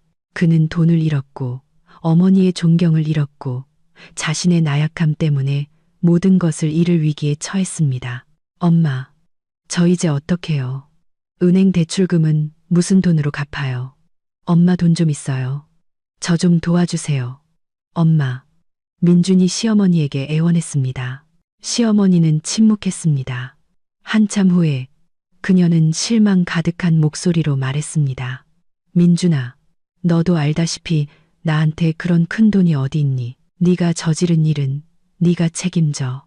어떻게든 네 아내랑 연락해서 겁을 줘서라도 돈을 다시 계좌에 넣어놓게 해. 갔어. 민주는 자신이 버림받았다는 것을 알았습니다. 그는 차가운 거실 바닥에 주저앉아 15만 원이라는 숫자가 찍힌 휴대폰 화면을 멍하니 바라보며 완전히 절망에 빠졌습니다. 한편 저는 여전히 제주도에서 돌아갈 정확한 시점을 기다리며 침묵을 지키고 있었습니다. 제주도에서의 열흘이 끝나고 저는 보조 휴대폰을 통해 상황을 면밀히 주시하고 있었습니다. 민준이 은행으로부터 전화를 받았고 공황 상태에 빠져 계좌를 확인했으며 절망 속에서 제게 연락을 시도했다는 것을 잘 알고 있었습니다. 민준이 어머니와 누나에게 전화를 걸었고 그들이 격렬하게 반응하며 모든 죄를 제게 뒤집어 씌우려 했다는 것도 알았습니다. 그들의 공황 상태야말로 그들이 자신들의 간섭이 초래한 대가를 이해했다는 가장 명확한 증거였습니다. 저는 오후에 서울로 돌아왔습니다. 곧장 집으로 가지 않고 휴식을 취하고 마음의 준비를 하기 위해 시내 중심가 근처의 서비스드 레지던스를 빌렸습니다. 다음 단계를 검토할 시간이 필요했습니다. 그날 밤 저는 주 휴대폰을 다시 켰습니다. 즉시 민준, 시어머니, 신우이로부터 온 수백 개의 메시지와 부재중 전화 알림이 쏟아졌습니다. 민준은 공포와 애원이 가득한 메시지들을 보냈습니다. 서연아, 어디야? 제발 전화 좀 받아. 부탁이야. 은행에서 빚 독촉 전화가 왔어. 계좌에 있던 돈이 사라졌어. 당신이 인출한 거야? 제발 집에 와서 얘기 좀 하자. 계좌에 돈 다시 넣어줘. 내가 미안해. 내가 잘못했어. 다시는 엄마랑 누나가 우리 일에 간섭하게 안 할게. 약속해. 시어머니는 분노와 협박이 담긴 메시지를 보냈습니다. 이 되바라진 것. 너 지금 무슨 짓을 하는 거냐? 우리 집안을 망하게 할 작정이야. 당장 집으로 돌아와. 그렇지 않으면 내가 널 고소할 거야. 내 아들 돈을 훔쳤다고 경찰에 신고할 거라고. 신우이도 만만치 않게 격렬했습니다. 올케, 정말 너무 잔인하네요. 그렇게까지 할 가치가 있어요? 방 하나 때문에 우리 가족 전부를 길바닥에 나앉게 하고 싶어요? 양심도 없어요? 저는 모든 메시지를 읽었지만 마음은 전혀 흔들리지 않았습니다. 민준의 사과와 애원은 너무 늦었고 시어머니와 시누이의 협박은 그들의 독단과 비이성을 더욱 확신시켜 줄 뿐이었습니다. 다음 날 아침, 저는 아파트로 돌아가기로 결심했습니다. 민준이 잠 못 이루고 저를 기다리고 있을 것을 알았습니다. 집으로 들어서자 아파트는 여전히 정돈되어 있었지만 공기는 긴장과 절망으로 가득 차 있었습니다. 민준은 넋이 나간 채 소파에 앉아 있었습니다. 얼굴은 수척했고 눈밑은 내랬습니다. 시누이는 그 옆에 앉아 걱정스러운 표정으로 계속해서 민준을 안심시키고 있었습니다. 민준은 저를 보자마자 용수철처럼 튀어올라 제 손을 꽉 잡았습니다. 서연아, 드디어 돌아왔구나. 어디 있었어? 왜 전화를 꺼놨어? 무슨 일이 일어났는지 알아? 저는 민준의 손을 단호하게 뿌리쳤습니다. 감정 없는 차가운 눈으로 그를 바라보았습니다. 네, 민준 씨. 전 제주도에서 휴가 보내고 왔어요. 말씀드렸던 대로요. 조용히 쉬고 싶어서 전화는 꺼놨고요. 무슨 일 있었나요? 민준은 제 태도를 보고 더욱 당황했습니다. 그는 제가 이렇게까지 침착할 줄은 몰랐던 것입니다. 무슨 일이 있었냐고. 계좌에 있던 돈이 전부 인출됐어. 은행에서는 빚 독촉을 하고 있고 며칠 안에 집 압류 통지서를 보낼 거래. 서연아, 당신 도대체 무슨 짓을 한 거야? 솔직하게 말해봐. 3억 5천만 원 어디로 옮긴 거야? 민주는 애써 침착하려 했지만 목소리는 여전히 떨리고 있었습니다. 저는 민준을 똑바로 쳐다본 뒤 그곳에 앉아있는 시누이를 향해 시선을 돌렸다가 다시 민준에게 질문으로 되받아쳤습니다. 민준 씨, 무슨 빚 얘기를 하시는 거죠? 제가 열흘 동안 집을 비우는 동안 은행 대출 상환을 포함한 모든 집안일은 당신 책임 아니었나요? 제가 집을 당신과 형님께 맡기고 갔잖아요. 매달 나가는 대출금을 관리하고 납부할 책임은 당신에게 있었어요. 왜 연체되게 놔뒀죠? 관리할 줄 몰랐나요? 제 말은 민준에게 찬물을 끼얹는 것과 같았습니다. 그는 제가 이런 논리로 맞받아칠 줄은 몰랐던 것입니다. 하지만 그 3억 5천만 원은 우리 예금이었잖아. 대출금을 갚기 위해 항상 연결 계좌에 있었단 말이야. 왜 나한테 한마디 말도 없이 인출한 건데? 도대체 무슨 생각이야? 민준 씨, 그 3억 5천만 원은 제 개인 자산이고 제 투자금이었어요. 거래 편의를 위해 연결 계좌에 뒀을 뿐이죠. 그걸 제 개인 계좌로 옮긴 건 제 권리예요. 제 개인 자산을 관리하는 일에 대해 당신에게 보고할 의무는 없다고 생각하는데요. 중요한 건 당신은 공동 명의자로서 제가 집을 비운 동안 대출 상환을 책임질 사람이었다는 거죠. 당신은 그 책임을 다하지 않았어요. 민주는 더 이상 아무 말도 하지 못했습니다. 그는 제가 차가운 금융 논리로 자신의 나약함에 맞서고 있다는 것을 이해했습니다. 상황이 심각해지자 시누이가 끼어들었습니다. 옳게, 어떻게 그렇게 차갑게 말해요. 민준 씨는 옳게 남편이고 옳게는 그 사람 아내잖아요. 어떻게 돈 한 푼까지 그렇게 따져요. 지금 옳게는 우리 가족을 망치고 있는 거라고요. 어서 계좌에 돈 다시 넣고 민준 씨 그만 힘들게 해요. 저는 시누이를 돌아보았습니다. 제 눈빛은 날카로웠습니다. 형님, 죄송하지만 전 형님과 이야기하고 있는 게 아닙니다. 이건 저희 부부의 문제예요. 형님은 원하시던 안방을 얻으셨잖아요. 저희 부부가 개인적인 이야기를 할 수 있도록 잠시 자리를 비켜주시겠어요? 저의 단호하고 차가운 태도에 민준과 시누이 모두 입을 다물었습니다. 민준은 무력하게 서 있었습니다. 그는 이것이 더 이상 양보의 문제가 아니라 진짜 위기라는 것을 깨달았습니다. 제가 시누이에게 자리를 비켜달라고 요구하자 그녀는 분노에 찬 눈으로 저를 한번 쏘아보고는 마지못해 안방으로 돌아가 문을 쾅 닫았습니다. 저는 그녀가 안에서 모든 대화를 엿듣고 있다는 것을 알았습니다. 저는 다시 민준과 마주섰습니다. 그는 여전히 절망과 혼란에 빠진 조각상처럼 서 있었습니다. 서연아, 제발 진정해. 내가 당신을 힘들게 한 거 알아. 잘못했어. 하지만 나한테 이럴 수는 없어. 왜 돈을 전부 인출했는지 이해가 안 가. 더 이상 날 믿지 못하는 거야. 민준의 목소리는 애원으로 가득 차 떨리고 있었습니다. 저는 침착하게 식탁으로 걸어가 보조 휴대폰으로 미리 출력해둔 서류 뭉치를 꺼내 놓았습니다. 그것들을 민준 쪽으로 밀었습니다. 민준은 의심스러운 표정으로 서류 뭉치를 바라보았습니다. 이게 뭐야? 저는 직접 대답하는 대신 손가락으로 제가 제주도에 가기 전 몰래 수집해둔 우리 부부의 공동 계좌 거래 내역서 사본 한 장을 가리켰습니다. 그것은 민준이 제가 가지고 있다는 사실을 전혀 몰랐던 상세 거래 내역서였습니다. 민준 씨, 잘 보세요. 이게 우리 공동 계좌 거래 내역서예요. 이 이체 내역 보이세요? 민준은 고개를 숙여 서류를 보았습니다.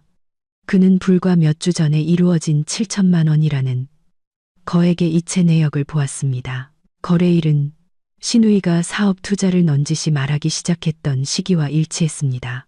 수취인은 바로 신우이 박민이었습니다. 민준의 얼굴은 즉시 핏기가 가시더니 수치심과 공포로 새빨갛게 달아올랐습니다. 그는 더듬거렸습니다. 이건 네. 민준 씨, 이건 우리 부부 공동 계좌에서 형님 계좌로 이체된 7천만 원이에요. 제 기억이 맞다면 이 돈은 당신이 형님 사업 투자금으로 보내준 거죠? 그런데 당신, 이 일을 저한테 한마디 상의도 없이 진행했다는 건 기억하세요? 저는 민준의 눈을 똑바로 쳐다보며 차갑고 실망스러운 목소리로 말했습니다. 민준은 고개를 푹 숙였습니다.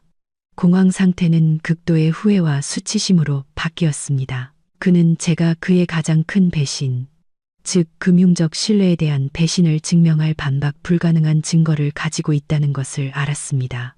서연아, 미안해. 내가 누나한테 설득당했어. 가게를 여는데 목돈이 필요하다고, 금방 갚겠다고 약속했어. 공동계좌에 돈이 많다고 생각해서 내가 멋대로 보냈어. 내가 잘못했어. 내가 너무 어리석고 마음이 약했어. 민준은 거의 기어들어가는 목소리로 죄를 고백했습니다. 그래서 결과는요. 민준 씨, 형님 사업은 성공했나요? 제가 물었습니다. 민준은 실망과 씁쓸함이 가득한 표정으로 고개를 저었습니다. 아니, 사기당했대. 전부 잃었어. 그 돈 다시는 못 받아. 서연아, 저는 민준을 동정 어린 눈으로 바라보았습니다. 민준 씨, 어머님이 이혼을 협박하며 방을 양보하라고 강요한 건 그저 잔을 넘치게 한 마지막 물방울이었어요. 당신이 몰래 공동재산 7천만 원을 누나에게 개인적으로 지원하고 그 돈을 잃고도 저에게 숨긴 것. 그것이야말로 이 결혼에서 신뢰를 완전히 깨뜨린 배신 행위였어요. 당신은 제 노력과 재정적 기여를 무시하고 있었던 거예요. 당신은 이 집을 함께 지은 아내의 이익보다 누나의 이익을 우선시했던 거고요. 진실이 드러났습니다. 민준에게는 더 이상 도망칠 곳이 없었습니다. 그는 제가 단순히 방 문제로 화가 난 것이 아니라 이 결혼의 본질적인 문제, 즉 그가 신뢰할 수 없는 남편이라는 진실에 직면하고 있다는 것을 깨달았습니다. 저는 몸을 곧게 펴고 최대한 차가운 태도를 유지했습니다. 민준 씨, 전 충분한 증거를 가지고 있어요. 그리고 다음 단계를 밟을 준비도 마쳤습니다. 당신 어머님이 우리에게 제안했던 바로 그 단계 말이에요. 이혼이요. 민주는 저를 올려다 보았습니다. 그의 눈은 공포로 커졌습니다. 그는 이제 제 결정이 더 이상 협박이 아니라 되돌릴 수 없는 현실이라는 것을 깨달았습니다. 이혼 선언을 한 후 저는 민준을 바라보았습니다. 그의 얼굴은 새하얗게 질려 있었습니다. 그는 방금 들은 말을 믿을 수 없다는 듯 했습니다. 배신과 재정 위기의 무게가 그의 나약함을 완전히 짓눌러 버렸습니다. 서연아, 너 지금 뭐라고 했어? 이혼? 안 돼. 난 이혼하고 싶지 않아. 제발 그러지 마. 내가 잘못했어. 민준이 울음을 터뜨렸습니다. 그는 다시 제 손을 잡으려 했지만 저는 재빨리 뒤로 물러섰습니다. 민준 씨, 제 말은 확고합니다. 이 결혼은 당신 어머님이 제가 방을 양보하지 않으면 이혼하라고 요구했던 그 순간 이미 끝났어요. 그리고 당신이 몰래 공동 재산을 형님께 넘겨주고 손실을 입혔을 때 더 이상 돌이킬 수 없게 된 거고요. 신뢰가 깨졌는데 저는 더 이상 이 삶을 계속할 수 없어요. 저는 얇은 서류 뭉치를 꺼냈습니다. 그것은 제가 제주도에 가기 전 미리 준비해둔 협의 이혼 신청서였습니다. 변호사와 상담하여 작성한 재산 분할 합의서 초안도 함께였습니다. 저는 그것들을 7천만 원 거래 내역서 사본 옆 테이블 위에 놓았습니다.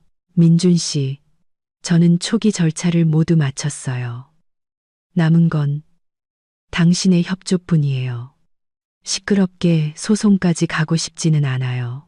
당신이 이 서류에 서명해 준다면 모든 것이 빨리 끝날 거예요. 민주는 이혼 신청서를 보고 눈이 커졌습니다.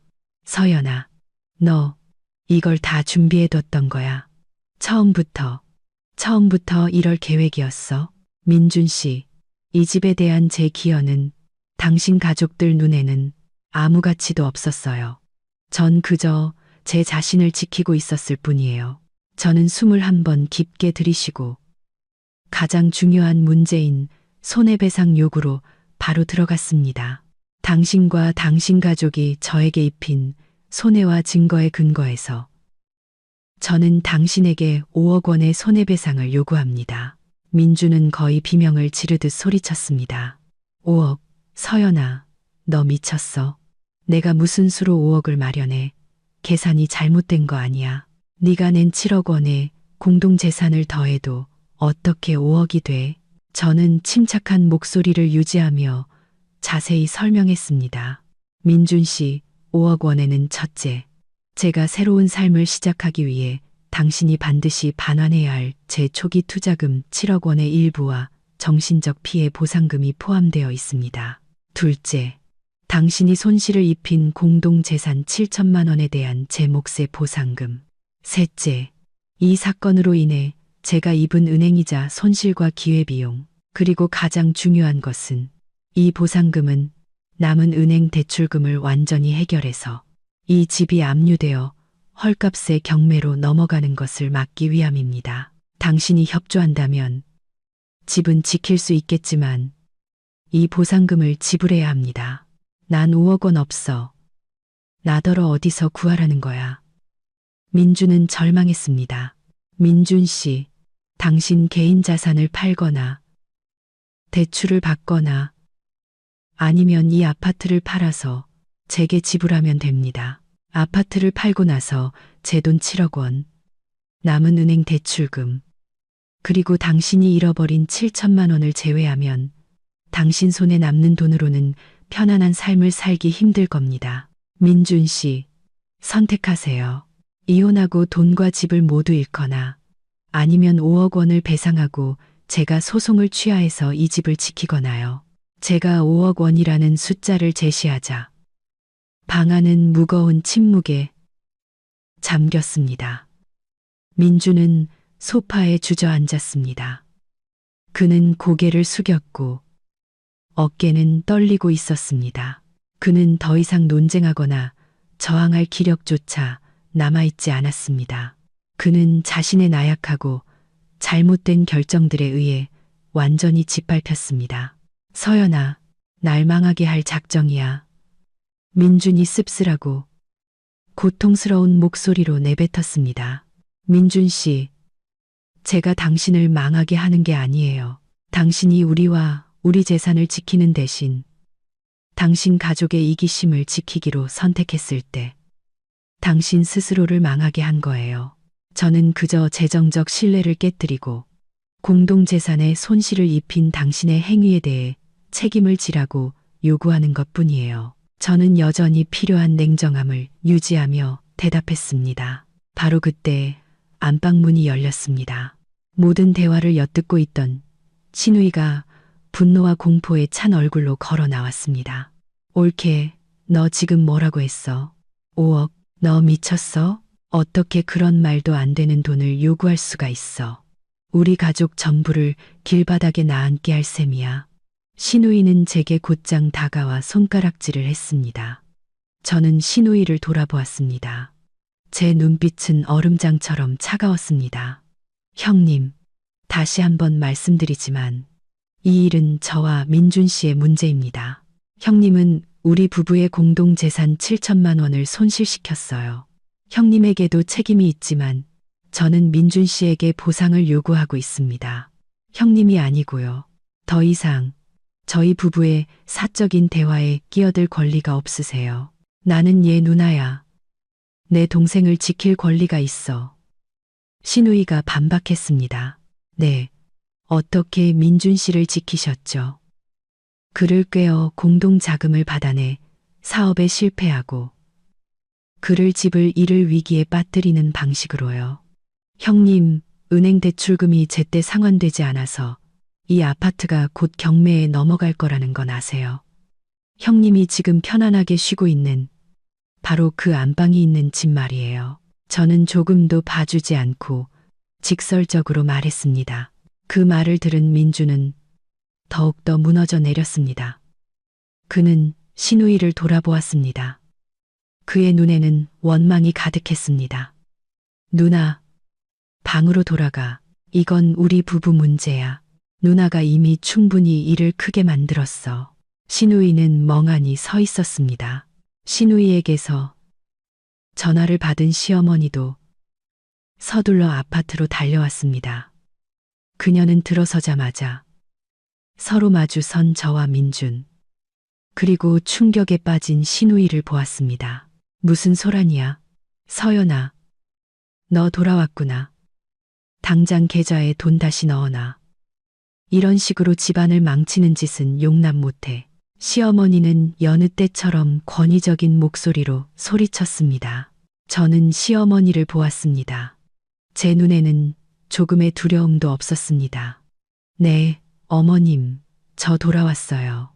그리고 민준 씨와도 다 이야기했습니다. 민준 씨가 입힌 재정적 손해에 대해 5억 원을 배상할 것을 요구했어요.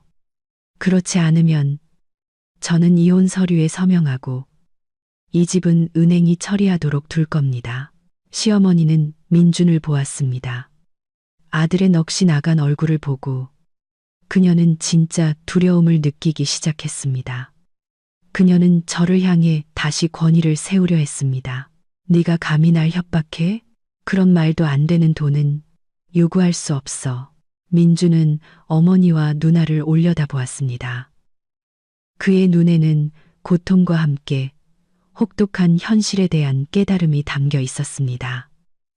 그는 제 말이 옳다는 것을 알았습니다. 그는 자신의 나약함과 가족의 맹목적인 간섭 때문에 모든 것을 잃었습니다. 그는 돈을 잃었고, 집을 잃었고, 가장 중요하게는 그와 함께 모든 것을 잃은 아내를 잃을 위기에 처했습니다. 민주는 고개를 숙이고 흐느껴 울기 시작했습니다. 엄마, 누나, 제가 잘못했어요. 제가 모든 걸 망쳤어요. 서연아, 미안해. 내가 잘못했어. 미안해. 민준의 붕괴는 단순히 가슴 아픈 광경이 아니었습니다. 그것은 마지막 경고였습니다. 시어머니와 시누이는 민준, 그들이 늘 자랑스러워하던 아들이자 동생이 바로 자신들의 간섭 때문에 무너져 내리는 것을 망연자실하게 바라보고 있었습니다. 시어머니는 더 이상 위엄을 유지할 수 없었습니다. 그녀는 민준에게 다가갔지만 민준은 뒤로 물러섰습니다. 그는 원망 가득한 눈으로 어머니를 보았습니다. 엄마, 이제 보셨어요. 전 모든 걸 잃었어요. 집도, 아내도, 돈도요. 전부 제가 나약해서 엄마와 누나 마음 상하게 할까봐 두려워해서 이렇게 된 거예요. 제가 모든 걸 망쳤어요. 민주는 흐느꼈습니다. 민주는 저를 돌아보았습니다. 그의 붉어진 눈에는 진심 어린 후회가 가득했습니다. 그는 제 앞에 무릎을 꿇었습니다. 시어머니와 시누이 모두를 경악하게 만든 저조차 예상하지 못했던 행동이었습니다. 민준의 목소리는 메어 있었습니다. 그는 누나에게 몰래 돈을 보냈습니다. 미안해. 내가 잘못했어. 누나가 그저 놀고 있는 돈이라고. 친누나를 도와줘야 한다고 설득했어. 나는 엄마가 너무 무서웠어. 엄마가 화낼까봐. 그래서 엄마가 우리 부부 생활에 너무 깊이 개입하게 놔뒀어. 민주는 제 옷자락을 붙잡았습니다. 네가 배상을 원한다면 받아들일게. 내가 가진 모든 걸 팔게. 친구들에게 돈을 빌릴게. 너한테 갚기 위해 죽어라. 일할게. 하지만 서연아, 제발 이혼만은 하지 말아줘. 당장 소송을 취하해달라는 게 아니야. 하지만 내가 다시 시작할 수 있다는 걸 증명할 기회를 한 번만 줘. 나는 네가 필요해. 이 집이 필요해. 우리 가족이 필요해. 서연아. 민주는 제 발치에 고개를 파묻었습니다. 그의 사과는 제가 들어본 것 중 가장 절망적인 사과였습니다. 저는 민준을 보았습니다. 그는 더 이상 현실을 회피하던 나약한 남자가 아니었습니다. 그는 무너져 내리고 자신의 진정한 모습과 마주해야만 했던 한 남자가 되어 있었습니다. 시어머니와 시누이는 아무 말도 하지 못하고 서 있었습니다. 그들은 민준의 붕괴가 자신들 때문이라는 것을 알았고 더 이상 이곳에서 어떤 권력도 행사할 수 없다는 것을 깨달았습니다. 저는 천천히 몸을 숙여 민준의 어깨에 가볍게 손을 얹었습니다. 바로 일으켜 세우지는 않았습니다. 그가 이 후회를 뼛속 깊이 느끼게 해야 했습니다. 민준 씨, 일어나세요. 아니, 알아. 네가 지금 너 자신을 지키고 있다는 거. 네 말이 맞아. 내가 틀렸어. 민준은 일어섰습니다. 그의 눈은 눈물로 가득했지만 약간의 결의가 서려 있었습니다. 저는 민준을 똑바로 쳐다보았습니다. 그럼 민준 씨, 정말로 이 결혼을 되돌리고 싶어요. 현실을 직시하고 우리 사이의 경계를 다시 설정할 용기가 있어요. 있어. 뭐든지 다 할게. 서연아, 약속할게. 네가 이혼만 하지 않는다면 네가 원하는 건 뭐든지 다 할게. 민준의 목소리는 이전보다 강하게 울렸습니다. 저는 지금이 결정적인 순간이라는 것을 알았습니다.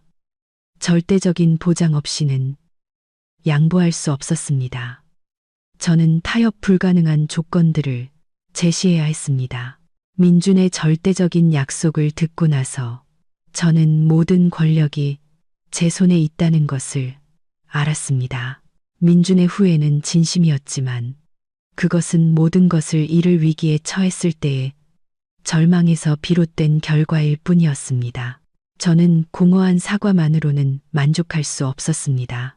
이 결혼은 침범할 수 없는 명확한 경계와 함께 더 단단한 새로운 기반 위에서 재건되어야 했습니다.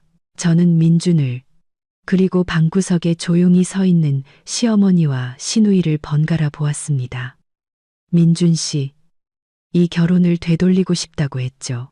그렇다면 당신이 저에게 입힌 상처가 얼마나 깊은지 명확히 이해해야 해요. 제가 방을 양보한 것은 문제의 표면에 불과해요.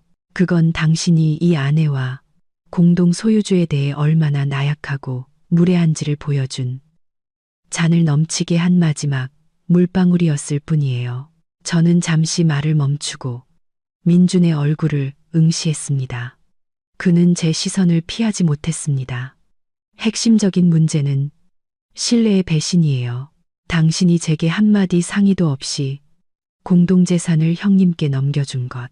그것은 배우자를 존중하지 않고 제 재산과 노력을 무시하는 사람의 행동이에요. 민준 씨, 당신은 우리의 재정적 경계와 결혼의 경계를 모두 무너뜨렸어요. 민준은 고개를 숙였습니다. 그의 목소리는 메어 있었습니다. 알아. 서연아. 내가 잘못했어. 미안해. 다시는 그런 일 없을 거라고 약속할게. 공허한 약속만으로는 부족해요. 민준 씨. 이 경계를 다시 세우기 위해서는 구체적인 행동이 필요해요.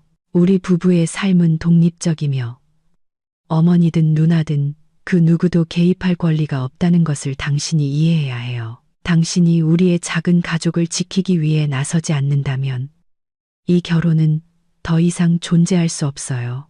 그 말을 들은 시어머니는 더 이상 침묵을 지킬 수 없었습니다. 그녀는 한 걸음 앞으로 나서며 말했습니다. 서연아, 너 지금 무슨 말을 하는 거니? 나는 내 시어머니고 민희는 내 시누이야. 혈육의 정을 어떻게 끊으려고 해? 저는 시어머니를 돌아보며 존중하지만 단호한 어조로 말했습니다. 어머님, 저는 가족 관계를 끊으려는 게 아니에요. 단지 경계를 설정하려는 것뿐이에요. 저는 어머님과 형님을 존중하지만 저와 민준 씨의 결혼 생활은 저희 두 사람의 것이에요. 어머님은 예전에 안방 하나 때문에 민준 씨에게 저와 이혼하라고 요구하셨어요. 먼저 이 결혼을 존중하지 않으신 건 어머님이세요. 그러니 제가 절대적인 경계를 다시 설정해달라고 요구할 권리가 있는 겁니다. 시누이도 불쾌한 표정으로 끼어들었습니다. 옳게. 그렇게 말하는 건 나랑 어머니를 동생 인생에서 내쫓겠다는 거나 마찬가지잖아. 나 임신 중인데 나한테. 형님, 그건 형님의 문제예요. 저는 형님께 안방을 양보했어요. 하지만 그 양보가 더 큰 재정 위기와 신뢰의 위기를 불러왔어요. 저희 부부의 공동재산에 대해 저는 더 이상 형님께 지원하거나 형님이 저희 삶에 개입하게 둘 이유를 찾지 못하겠어요. 저는 시누이의 말을 단호하게 잘랐습니다. 저는 다시 민준을 보며 한마디 한마디 힘주어 말했습니다. 민준 씨, 이 경계라는 교훈 이제 배우셨나요? 당신의 나약함이 얼마나 큰 손실을 초래했는지 이제 명확히 이해하셨어요? 민준은 힘차게 고개를 끄덕였습니다. 이해했어, 서연아. 약속할게. 다시는 이 실수를 반복하지 않을 거야. 제발, 기회를 줘. 네가 원하는 조건이 뭐든 전부 다 받아들일게. 저는 민준을 똑바로 쳐다본 뒤 시어머니와 시누이를 힐끗 보았습니다. 제가 곧 제시할 조건들이 그들에게는 매우 가혹하겠지만 그것이 제가 이혼 소송을 취하할 유일한 조건이라는 것을 알았습니다. 민준 씨, 당신이 다음 두 가지 절대 타협, 불가능한 조건을 즉시 수락하고 실행한다면 이혼 소송 취하를 고려해 볼게요. 민준은 침을 삼켰습니다. 그의 눈에는 결의가 가득했습니다. 말해, 서연아, 전부 다 받아들일게. 저는 분노와 두려움이 뒤섞인 표정으로 서 있는 시어머니를 보았습니다. 첫 번째 조건, 시어머니와 시누이는 즉시 우리 집에서 나가셔야 합니다. 제 말이 끝나자마자 시어머니는 격렬하게 반발했습니다. 뭐, 너 미쳤니?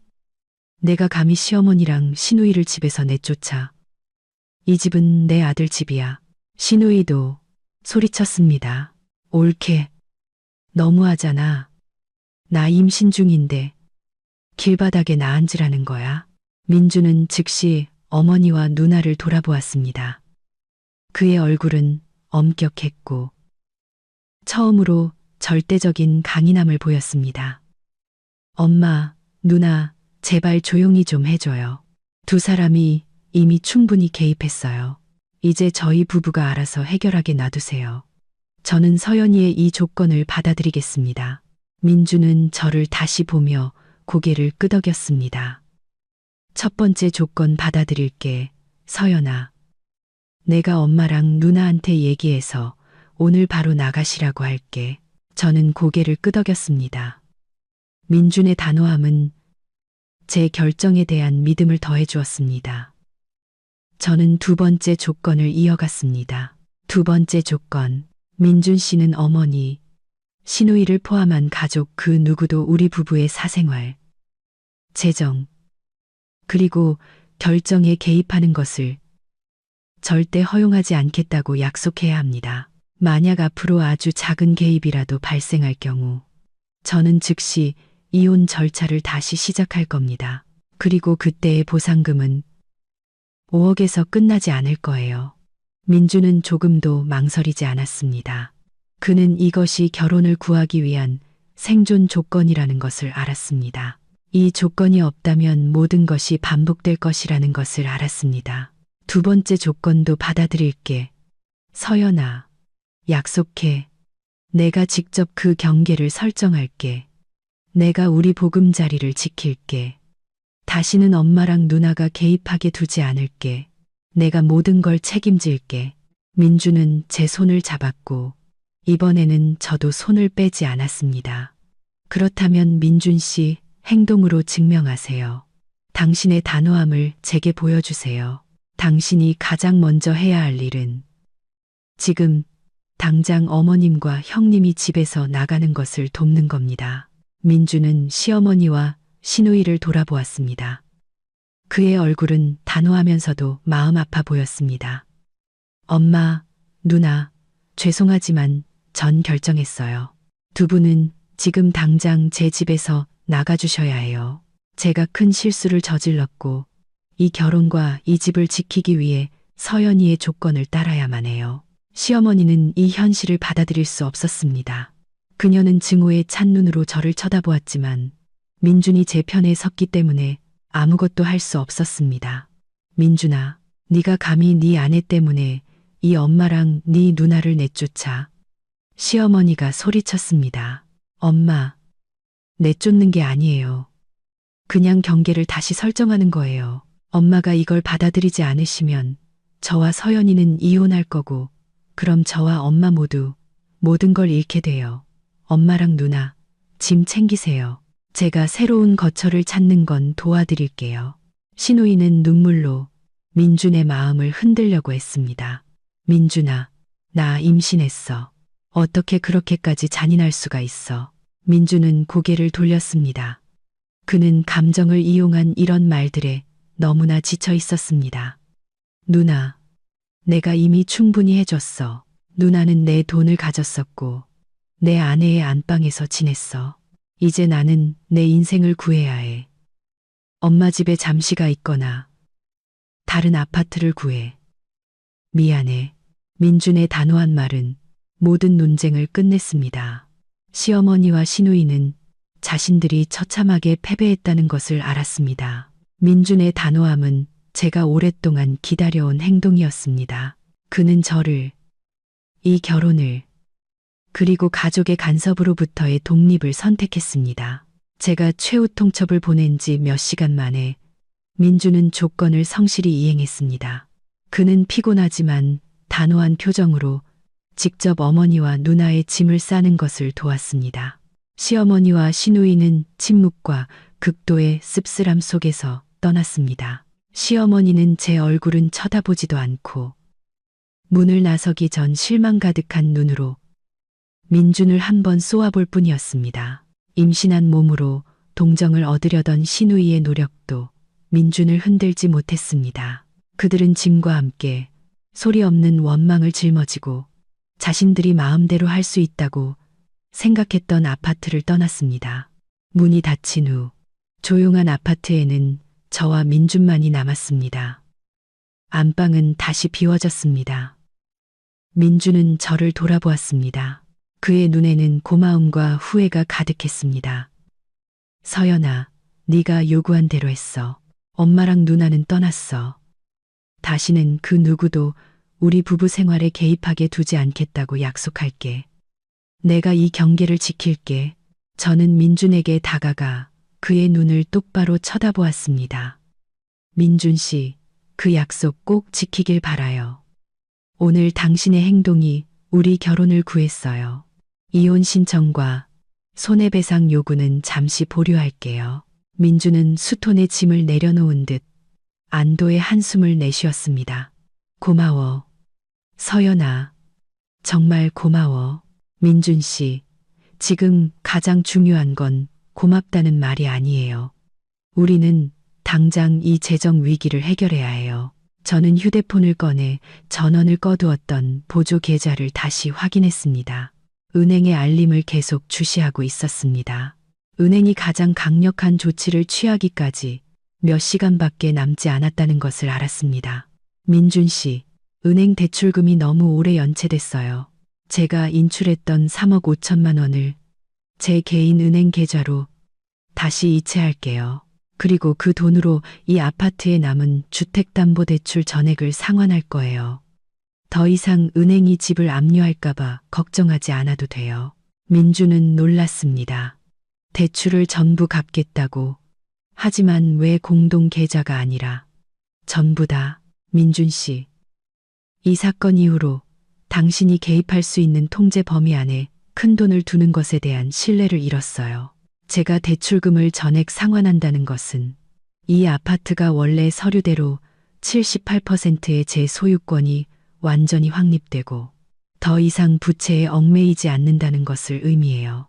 법적으로 이것은 제 절대적인 소유권을 강화하는 동시에 당신의 무책임에 대한 재정적 처벌이기도 해요. 민주는 모든 조건을 받아들이며 고개를 끄덕였습니다. 알았어. 전부 다 받아들일게. 서연아, 네가 어떻게 하든 괜찮아. 우리가 이 집과 가족을 지킬 수만 있다면 그 직후 저는 3억 5천만 원을 이체하여 은행 대출금을 완납했습니다. 은행의 거래 성공 알림이 울렸고 우리 아파트는 공식적으로 빚이 없어졌습니다. 저와 민주는 함께 안방을 청소하고 우리 개인 물품들을 다시 제자리로 옮겼습니다. 방은 다시 따뜻하고 익숙한 공간이 되었습니다. 우리 결혼은 유지되었지만 완전히 변했습니다. 민주는 더 이상 나약한 남편이 아니었고 그는 강제로 성장하고 단호해져야 했습니다. 저는 더 이상 양보하는 아내가 아니었고 게임의 규칙을 정하는 사람이 되었습니다. 이 집은 여전히 보금자리였지만 이제는 경계에 대한 절대적인 존중과 저의 권력이라는 더 단단한 기반 위에 세워졌습니다. 그날 밤 저와 민주는 거실에 나란히 앉았습니다. 민준이 제 손을 잡았습니다. 서연아, 날 버리지 않아줘서 고마워. 다시는 네가 이런 계산을 하게 만들지 않겠다고 약속할게. 오늘 이야기 끝까지 들어주셔서 진심으로 감사합니다. 다음 영상에서 또 뵙겠습니다.